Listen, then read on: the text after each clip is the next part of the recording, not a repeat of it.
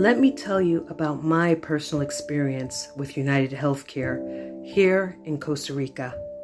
My daughter and I are American refugees, and a few years ago, I signed up for private healthcare coverage for us through United Healthcare offered by ASA. The policy said there was a 3-month waiting period for doctor visits and hospital treatments, but emergency coverage, that was supposed to be immediate. The day after my policy went into effect, I had my international custody court hearing to keep my daughter in Costa Rica. Even though the case turned out in my favor, the stress was so overwhelming that I started feeling a strange headache, a sharp pain on the side of my head, just above my ear, and it hurt to the touch. And when I looked it up online, the results said it could be very serious and that I should seek help immediately. I rushed to the ER with my child in tow. After examining me, the ER doctor told me that I may have a brain bleed and ordered a CAT scan within the hour. But before that could happen, insurance had to approve it.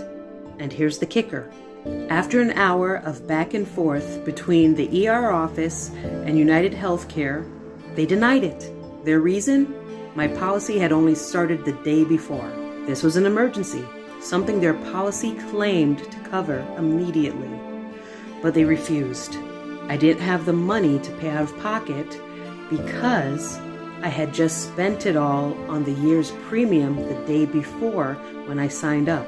The ER sent me home with a prescription for anti-inflammatories.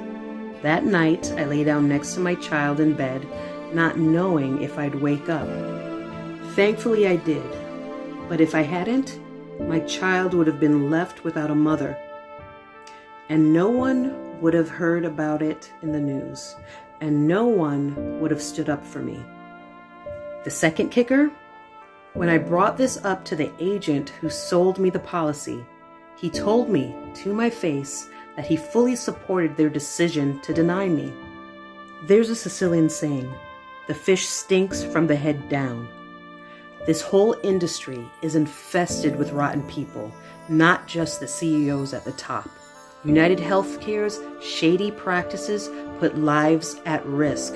I'm sure countless of others haven't been so lucky. People who needed quick diagnoses in emergencies or treatments for serious chronic conditions, but didn't make it because of that company's negligence and greed. United Healthcare gets no respect from me. They need to do better. And that's my story. If you've had a similar experience, drop it in the comments.